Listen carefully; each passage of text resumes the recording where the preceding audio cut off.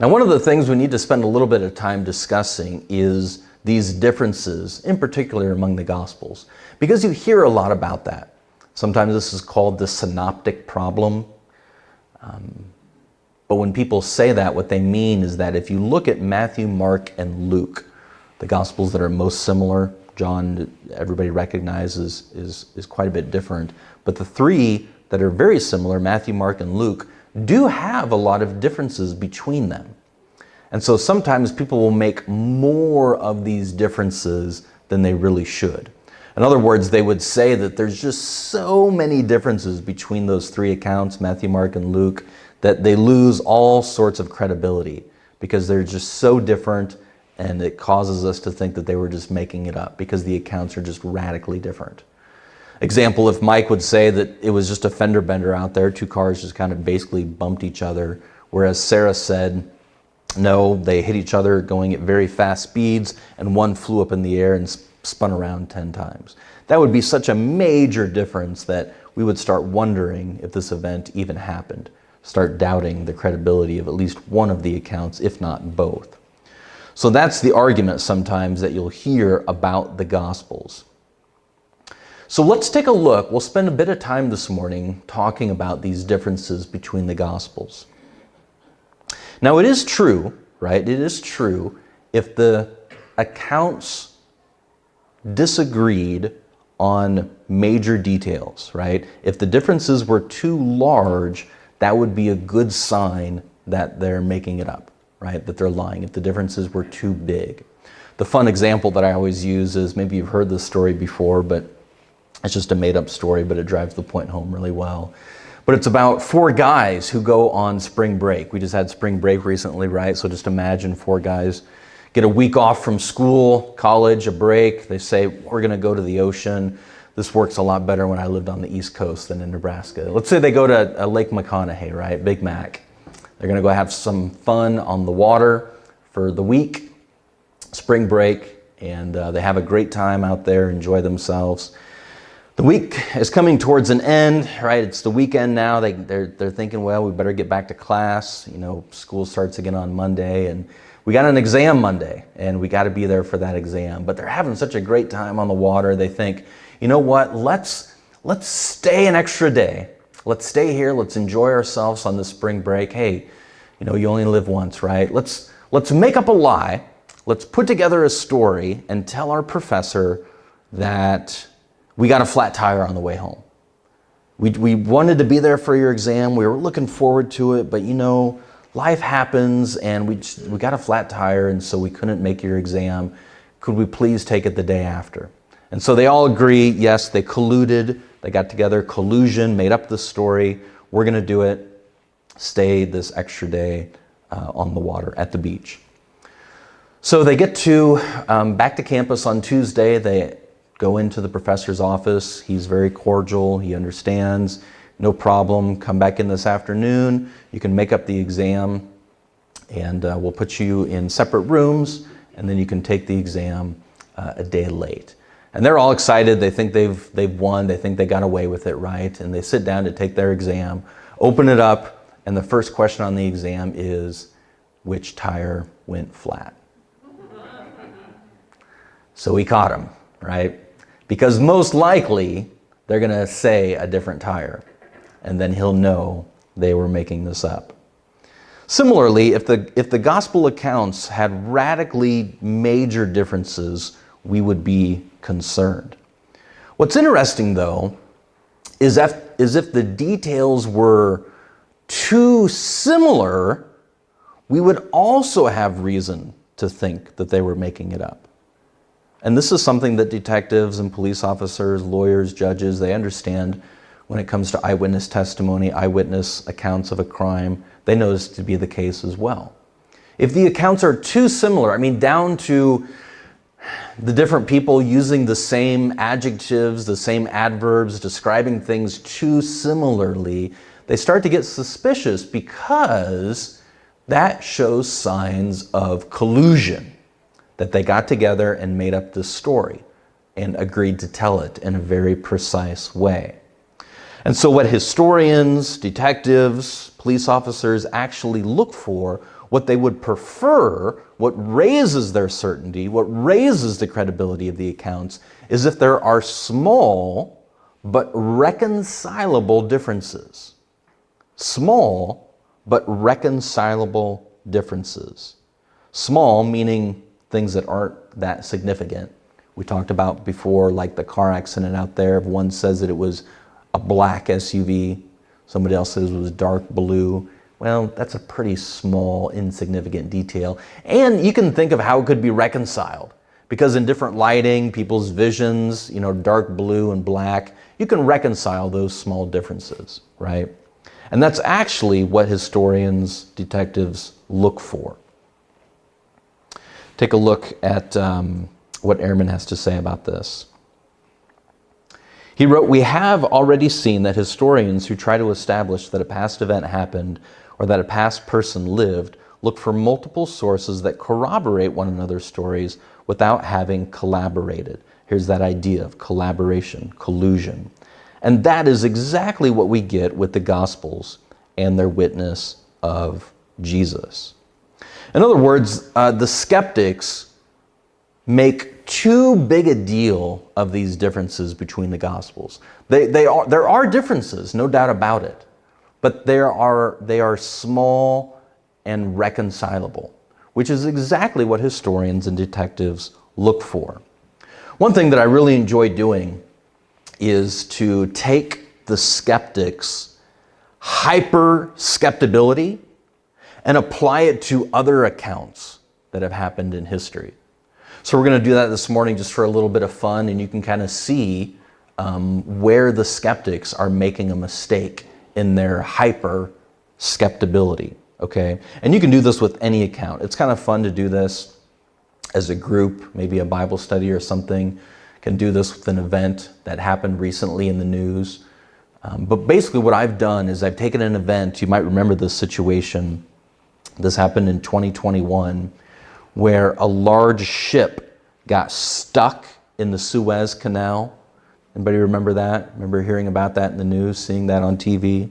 Right? A huge ship 3 years ago got stuck, and then the Suez Canal was blocked by this ship. But when that happened, I started just noting and writing down all the different ways that this account, which we all could see happened, we know this happened, right? But it's interesting, the different news agencies, how they reported it. And if we apply this hyper-skeptability of the skeptic to this situation, look what results. You could say, if you're one of those hyper-skeptics, you could say, well, look at all these differences.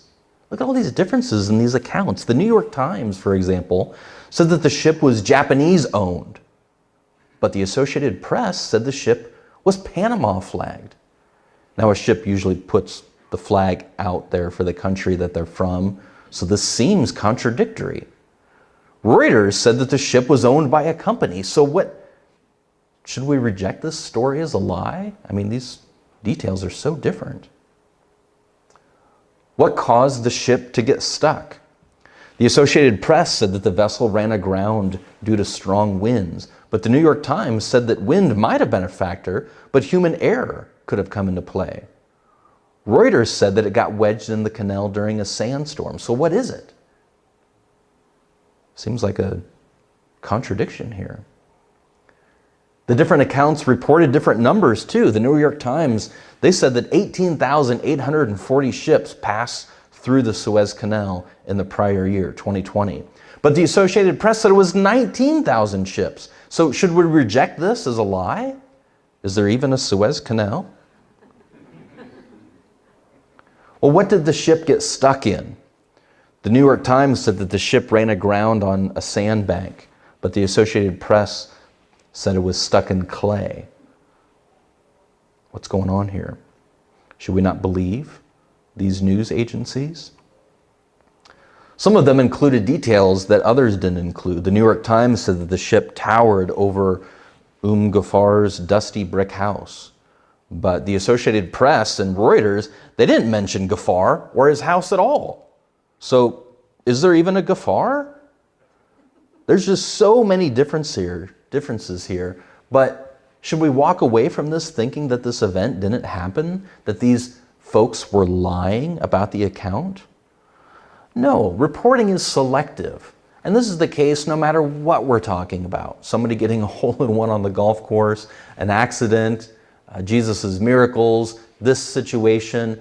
Different information is going to be reported, right? Some of it might seem contradictory, but if you think about it for just a few minutes, you can see how, reporting is selective and people might tell different things. And this is just something that historians, investigators, police officers work through all the time. If the differences are small and can be reconciled, even if you don't know exactly how to reconcile them, if you can imagine how the differences could be reconciled, then that really takes away a lot of the bite of this hyper skeptibility. Let's go through this scenario and see how we could reconcile some of these small differences. It might have been owned by a Japanese company, for instance, but was registered for whatever reason in Panama. Maybe it was a combination of winds and sandstorm and human error.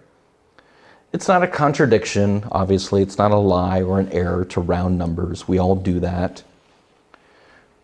There was probably a mixture of sand and clay that it ran into. That's fairly common. Doesn't take very much imagination to reconcile those details. And it's certainly not an error or a contradiction or a lie to include details that others don't. Again, reporting is selective. Not all differences are contradictions.